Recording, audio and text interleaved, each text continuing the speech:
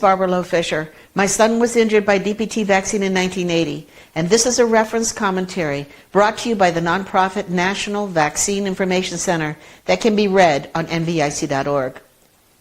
With the exception of Pearl Harbor and September 11, 2001, Americans have not been attacked by an enemy on our own soil.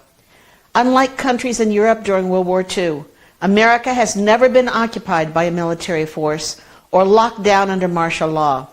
We have never seen soldiers in armored vehicles patrolling the streets, warning us to stay in our homes or face arrest or worse. Beginning in 1776, when our freedom-seeking founders wrote the Declaration of Independence and stood their ground from Lexington and Concord to Saratoga and Valley Forge, and then came together to create a constitutional republic dedicated to protecting individual and minority rights, the United States of America has defined and served as a beacon for liberty for people around the world.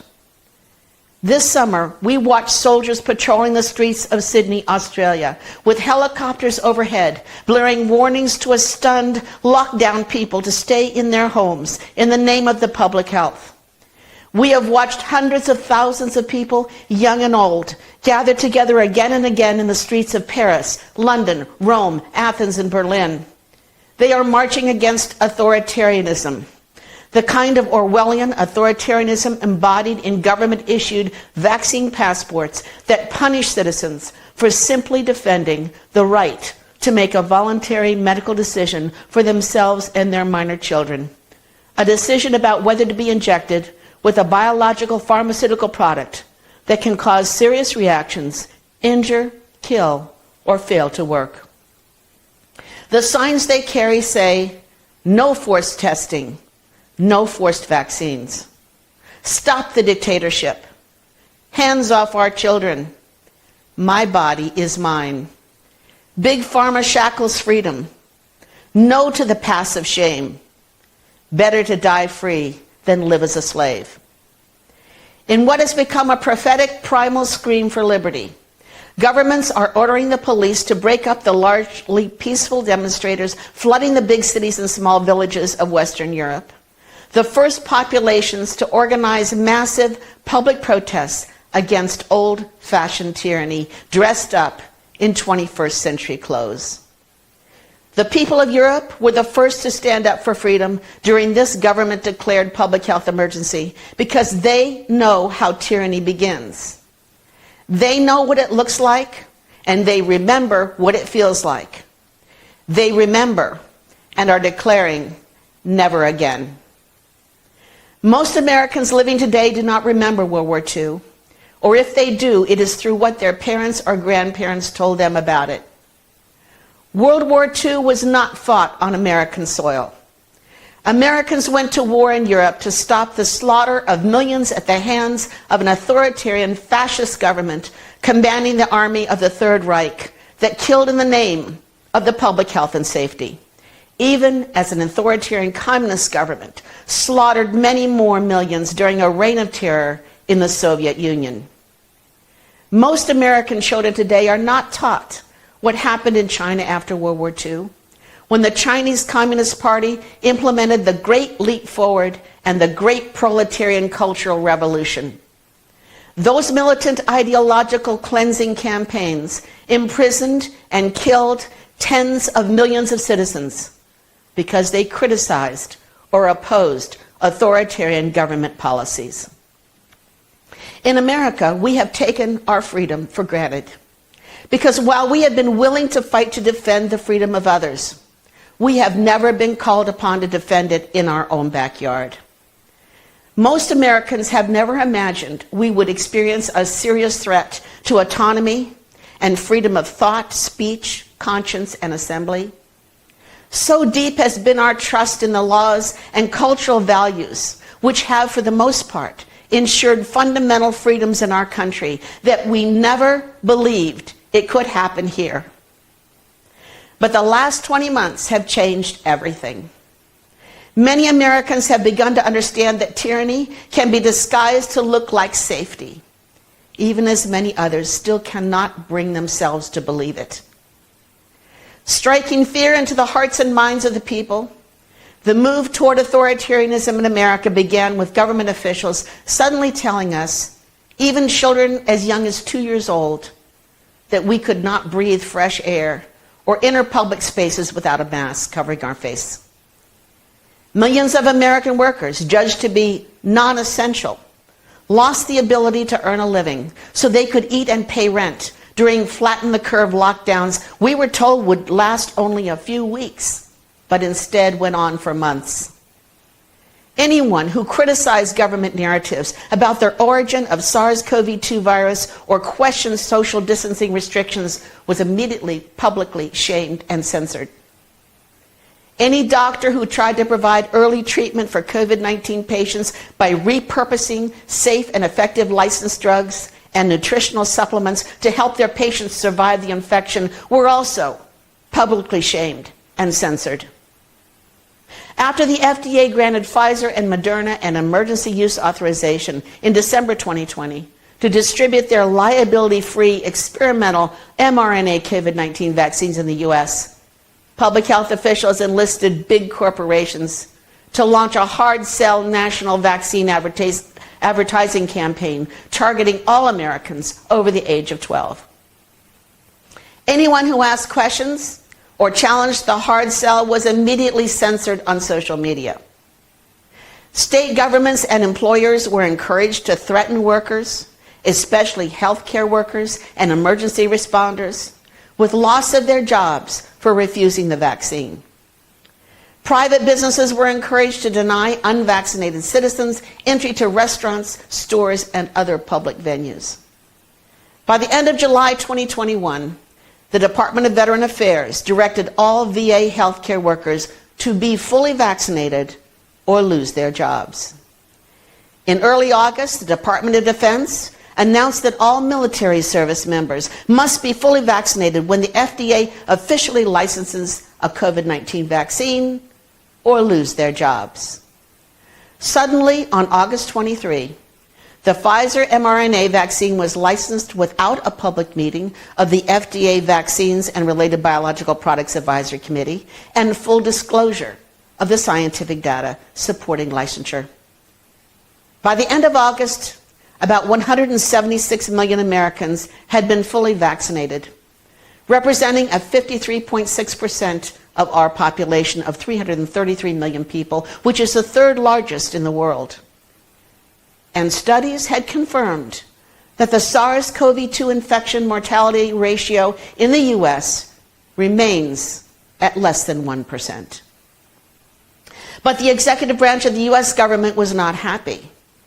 Federal health officials had publicly set the goal of persuading 90% of Americans to get the COVID vaccine, although it is clear now that the real goal all along was a 100% vaccination rate. No exceptions and no questions asked.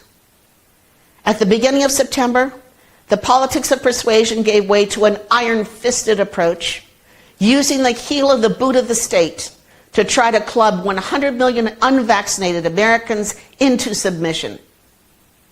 On September 9, 2021, the President of the United States followed the advice of top public health officials and, in effect, declared war on unvaccinated Americans.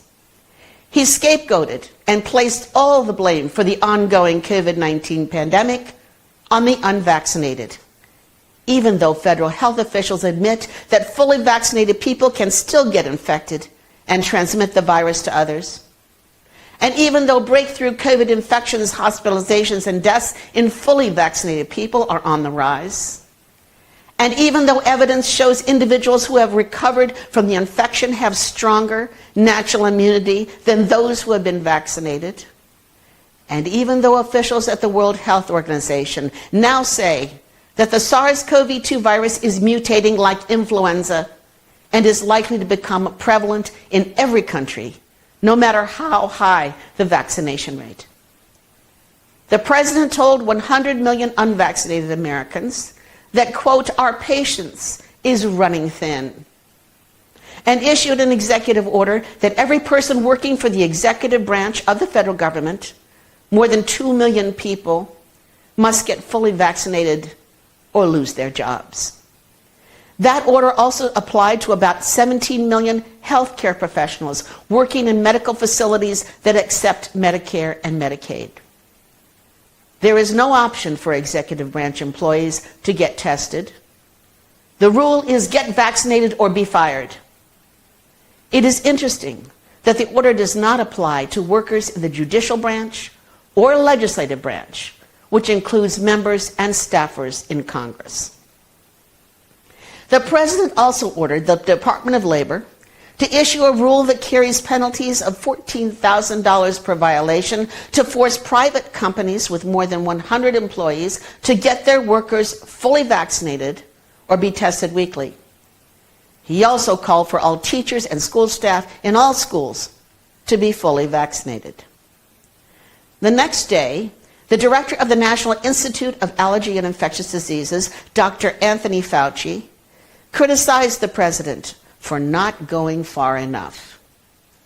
Fauci said that the government should give Americans no option but to get injected with the biological product that some describe as a vaccine, others characterize as a genetic therapy or cell disruptor biological, and others allege is a bioweapon made in a lab in China with U.S. funding. Then Fauci said all children must be vaccinated or denied a school education, and all unvaccinated people must be banned from getting on an airplane.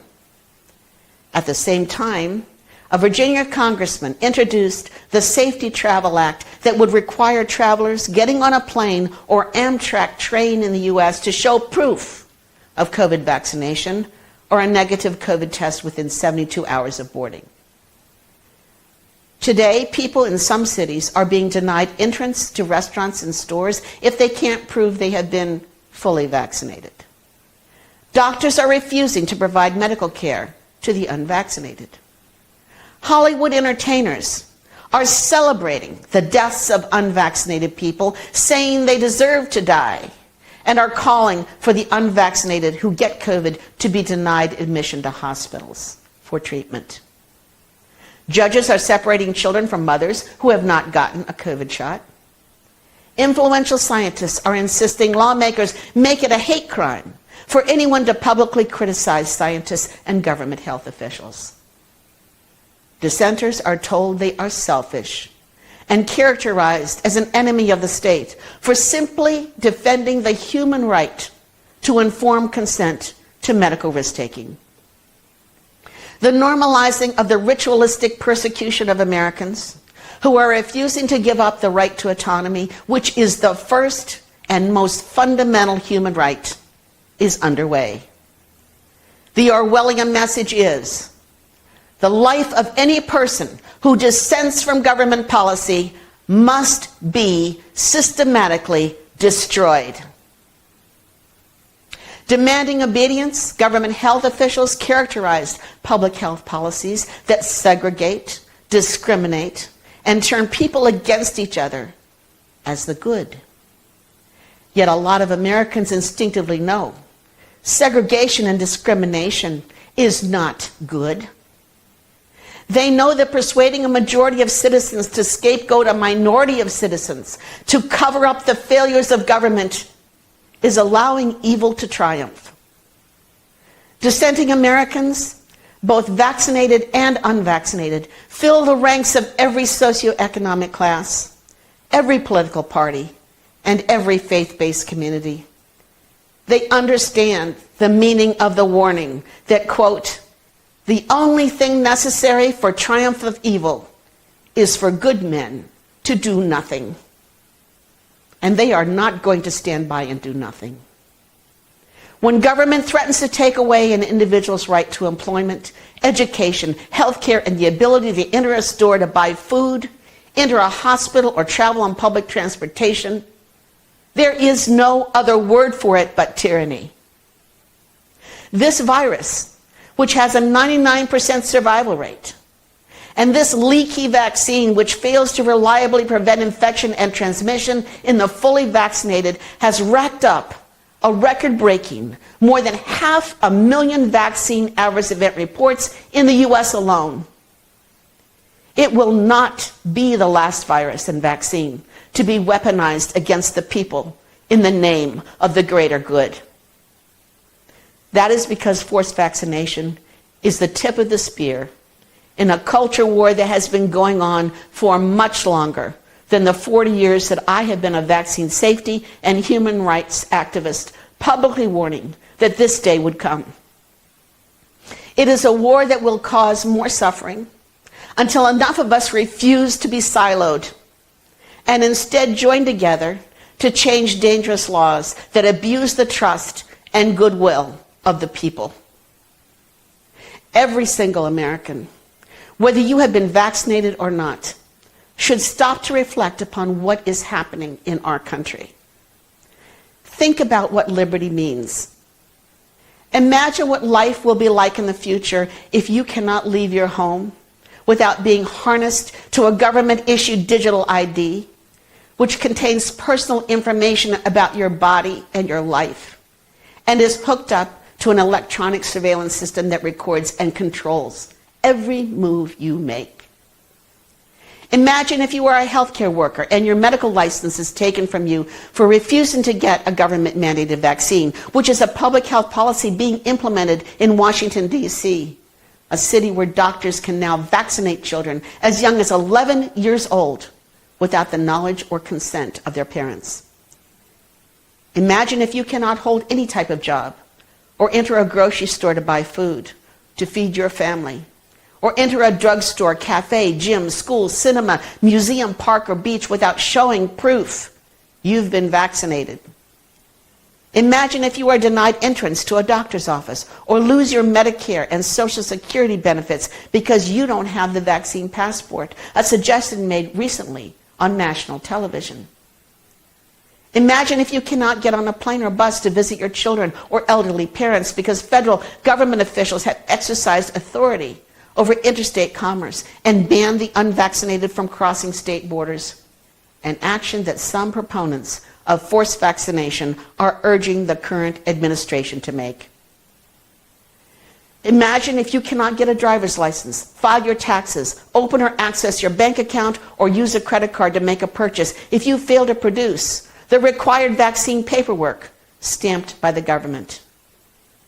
Imagine if you or your child have already suffered a previous serious vaccine reaction or have an underlying inflammatory immune disorder that increases your risk for being harmed by vaccination, but doctors refuse to see you because you are unvaccinated, which is already happening in America, and you are denied admission to a hospital for a life-saving operation.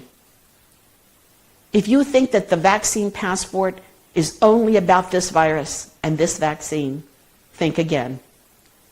Forced vaccination was always the end game, both before and during this pandemic, and the proof of that lies in the decades of federal legislation and federal agency rulemaking paving the way for what we are experiencing today. Right now, forced vaccination is the quickest means to what the World Economic Forum transparently describes on its website as the Great Reset. You, your children and grandchildren are the commodity. And in the name of the greater good, you are expected to obediently allow others to reset your life in all kinds of ways without making a sound. The government-issued passport allowing you to function in society is just the first step on the slippery slope to what will be many more requirements and restrictions on your freedom in the days, months, and years to come. The question is, will you allow yourself to be used and abused by those currently holding the power to do what they want to do to you? Or will you defend your God-given right to life, liberty, and the pursuit of happiness? This pandemic of deception and incompetence has stolen from our daily lives the peace and joy we deserve to have, leaving too many of us confused and paralyzed by fear, divided from our family and friends, crippled with anxiety and despair, allowing hopelessness to rule our days. It doesn't have to be like this. We can refuse to be psychologically manipulated, so we are stripped of love and compassion and are unable to engage in rational thinking. We can push back against the authoritarians taking away our freedom and trying to divide us.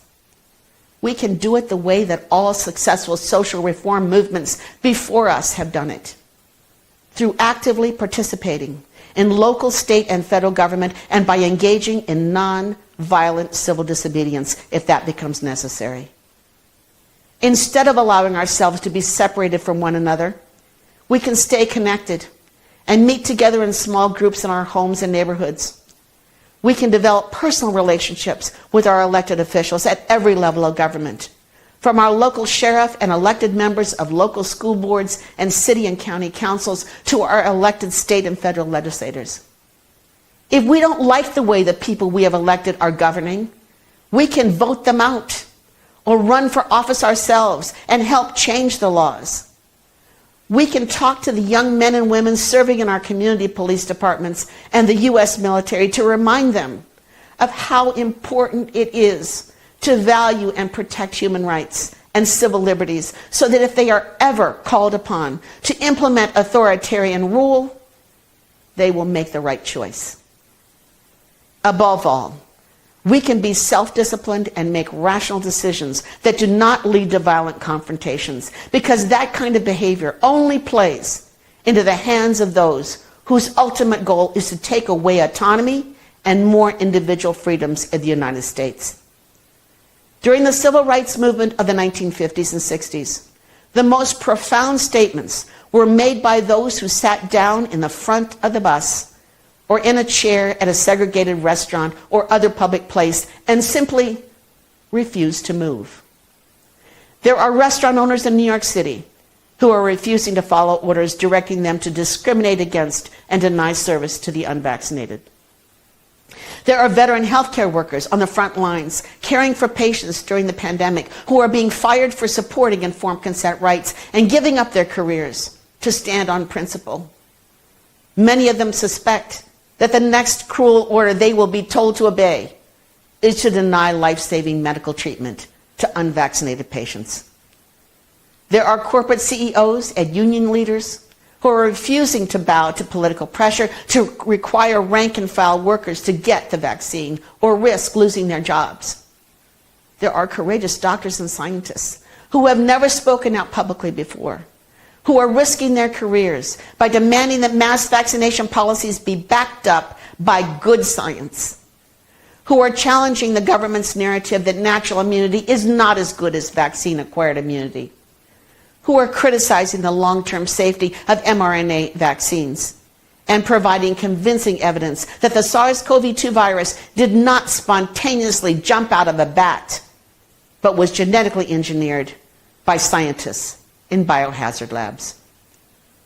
There are state lawmakers who are listening to the people and refusing to vote for the passage of forced vaccination laws that perpetuate the illusion that vaccine passports are the only solution to ending the pandemic. These Americans are rejecting authoritarianism. They are heroes, and they are on the right side of history.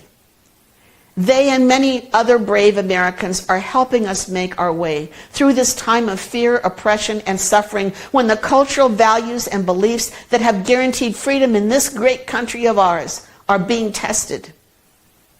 I believe we will come together and pass this test. We will act responsibly to protect our liberty. We will restore the spirit of freedom to its rightful place at the center of our culture. We will do it because we know that if the state can tag, track down, and force individuals against their will to be injected with biologicals of known and unknown toxicity today, then there will be no limit on which individual freedoms the state can take away in the name of the greater good tomorrow. You can choose to be a hero wherever you live. You can choose to reject the ugly call to shame and punish your friends, family members, neighbors, colleagues, and fellow citizens for defending the human right to autonomy and protection of bodily integrity, which is the essence of the informed consent ethic. You can choose freedom over fear. Be the one who never has to say, "You did not do today what you could have done to change tomorrow." Do it for yourself, your children and grandchildren, and for all the generations to come. It's your health, your family, your choice. And our mission continues. No forced vaccination, not in America.